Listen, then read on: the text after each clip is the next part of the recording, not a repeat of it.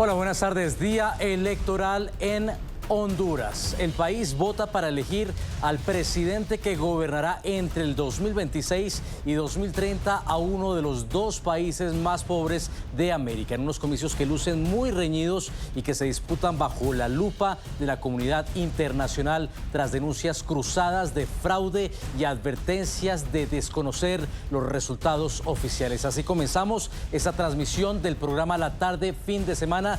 Bienvenidos. Honduras llega a estos comicios con una dependencia económica de las remesas, con altos niveles de pobreza que afectan al 60% de la población y también un preocupante auge en las tasas de homicidio. Expertos hablaron para que podamos comprender el panorama actual en el país y los desafíos que tendrá que enfrentar el sucesor de Xiomara Castro. El termómetro de cara a las elecciones en Honduras ha estado marcado por diversos factores. Honduras llega a estas elecciones en un ambiente marcado por una fuerte polarización y una profunda desconfianza en las instituciones. El Consejo Nacional Electoral ha enfrentado divisiones internas, retrasos logísticos y cuestionamientos sobre su capacidad operativa. Y eso afecta directamente la credibilidad del proceso electoral. La izquierdista Rixi Moncada, el derechista Nasri Asfura y el centrista Salvador Nasralla encabezan la intención de voto, generando expectativa internacional, pues el nuevo gobierno no solo debe ganarse la credibilidad del pueblo hondureño, sino a su vez resolver estos retos en economía, así como el fortalecer sus relaciones internacionales. Uno de los retos más importantes es poder ser un país atractivo para la inversión extranjera, porque hay altos índices de desempleo y retos importantes para poder generar riqueza e inclusión social. De acuerdo con el Instituto Oficial de Estadísticas de Honduras, la tasa de desempleo se ubicó en un 5.2% para 2024, una cifra que, si bien ha disminuido en los últimos años, sigue siendo un reto para el próximo gobernante. El próximo gobierno tendrá que actuar rápido, con un plan claro de reconstrucción institucional, de reconstrucción de políticas de seguridad y empleo integral, porque sin empleo formal y sin justicia efectiva, las demás medidas no se logran llegar a sostener. Otro elemento que se suma a la contienda es el apoyo del presidente Donald Trump a Asfura, contemplando ayuda económica en caso de llevarse el triunfo. E incluso ha hablado de indultar al expresidente Juan Orlando Hernández, condenado en Estados Unidos por narcotráfico. Hagamos un barrido por los principales aspirantes presidenciales. Esos tres que según las encuestas se anticipan a un voto finish en la jornada de este domingo.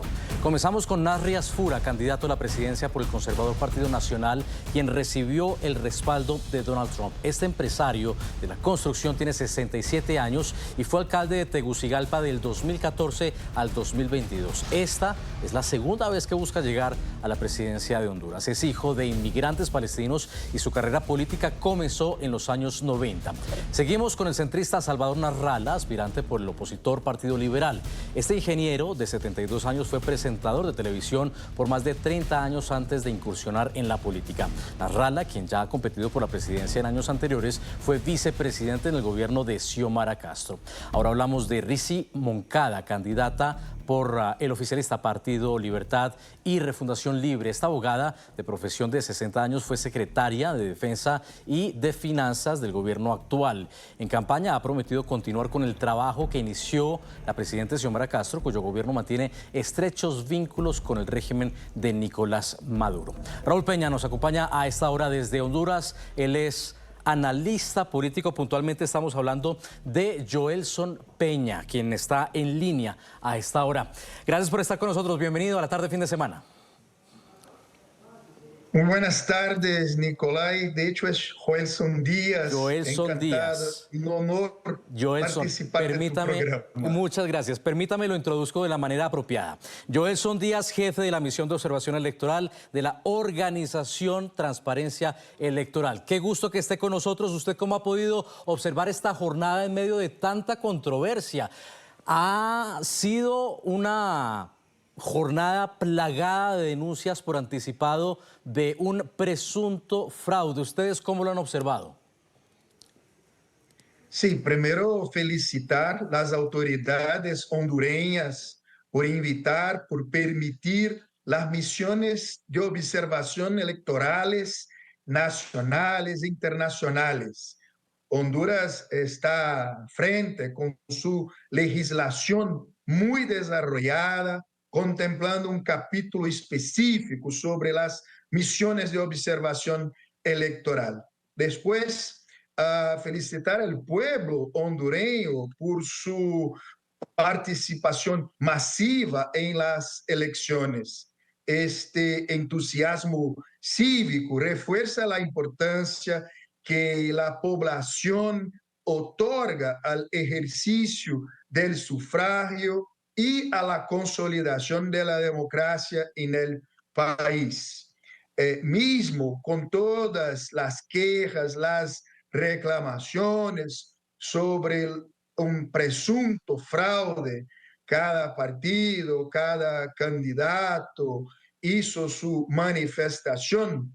El que importa es que la jornada electoral de hoy ha mostrado en líneas generales un desarrollo ordenado y dentro de los parámetros previstos. Desde tempranas horas de la mañana se ha observado una participación ciudadana significativa, con un flujo constante de votantes en la mayoría de los centros habilitados. ¿Usted en lo particular cree entonces que deba haber tranquilidad? ¿Usted en lo corrido de la jornada ha podido observar alguna situación irregular que de pronto dé aires de pensar que se vaya a cometer fraude, como denunciaron anticipadamente los candidatos? No, lo que había era una manifestación de los candidatos, de los partidos, una preocupación con la jornada electoral, con el día de las elecciones, justo para que no ocurriera fraudes. Y hoy, por lo menos, es lo que se ve en las calles, en los centros de votación, en la prensa, en las manifestaciones de los propios candidatos, partidos, por lo menos durante la jornada electoral, es de que, en fin, las cosas caminan con mucha tranquilidad, con mucha paz. Hay reportes iniciales de la apertura de las juntas receptoras de votos de manera mayoritariamente puntual, aunque en algunos casos se registraron retrasos, pero vinculados a la instalación del material electoral, a la organización del centro de votación o a la conformación completa de las mesas. Pero sin embargo, es eso que se comenta en la prensa, los observadores nacionales e internacionales en sus informes parciales que se constituirían en incidencias aisladas que por lo menos a la hora no afectarían el desarrollo global del proceso que parece, por lo menos a la hora, estable y funcional. Bueno, pues sí le confieso que tranquiliza algo, pero no elimina del todo las dudas de que al cierre de la jornada vayamos a ver entonces a candidatos cuestionar los resultados, desconocer los resultados. ¿Usted qué llamado haría? Porque pues los temores son muchos. Muchos temen que salga algún candidato a denunciar algún fraude o que salga algún candidato a desconocer los resultados. Sí, de hecho, tenemos que esperar los resultados, incluso cuando se manifestaron antes los candidatos, los partidos, la preocupación era justo con los resultados, con la transmisión preliminar de los resultados, con las actas digitales, con las actas físicas, con la entrega de las maletas. Es eso que entonces tenemos que esperar el final de la jornada electoral para saber cómo se darán las cosas cuando empezaren a divulgar los resultados, cómo será la transmisión de los resultados preliminares, cómo se manifestarán después de eso los candidatos y los partidos. Pero en términos generales, por lo menos sobre la jornada, durante el día, por lo menos a la hora, mucha tranquilidad y una participación masiva, filas hasta ahora de la población que compareció masivamente. Una de las primeras denuncias, quizá de las más graves, fue la que hizo la consejera del Consejo Nacional Electoral, Coset López, del conservador Partido Nacional, quien dijo que militares estaban escaneando credenciales de informáticos sin autorización. Según ella, esto retrasó la instalación de varias juntas receptoras de votos durante la jornada electoral. Las Fuerzas Armadas, por su parte, dijeron que las acusaciones son falsas. ¿Ustedes han recibido denuncias, reportes de coacción del ejército, como lo denuncia precisamente esta consejera, en medio de un clima bastante tenso? Ya la CIP venía advirtiendo precisamente de presiones por parte del ejército contra periodistas.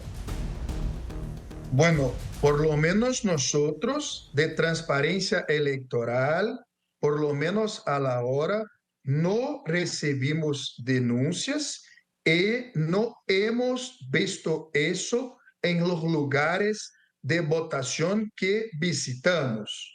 Y otros organismos de observadores electorales que constataran o recibieron ese tipo de denuncias, dijeron en sus notas parciales, en sus informes parciales, en sus entrevistas, que serían incidencias aisladas y que no afectaran el desarrollo del proceso. Era Joelson Díaz, jefe de la misión de observación electoral de la organización Transparencia Electoral. Importante tener precisamente la voz aquí de los observadores en un proceso que por anticipado ha resultado tan cuestionado. Gracias por haber estado con nosotros. Soy yo y la Transparencia Internacional electoral que agradecemos la invitación.